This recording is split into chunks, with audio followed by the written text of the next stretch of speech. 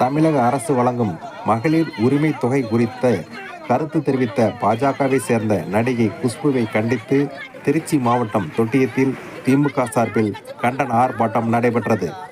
தொட்டியம் நகர திமுக செயலாளர் விஜய் ஆனந்த் தலைமையில் நடைபெற்ற இந்த ஆர்ப்பாட்டத்தில் நகர ஒன்றிய நிர்வாகிகள் மற்றும் தொட்டியம் ஊராட்சி ஒன்றிய பெருந்தலைவர் கிருஷ்ணவேணி முன்னிலையில் மகளிரணியைச் சேர்ந்த ஏராளமானோர் கலந்து கொண்டு குஷ்புவின் உருவபொம்மையை எரித்து ஆர்ப்பாட்டம் செய்தனர். தொட்டியம் போலீஸ் இன்ஸ்பெக்டர் ராஜேந்திரன் தலைமையில் ஏராளமான போலீசார் பாதுகாப்பு பணியில் ஈடுபட்டிருந்தனர்.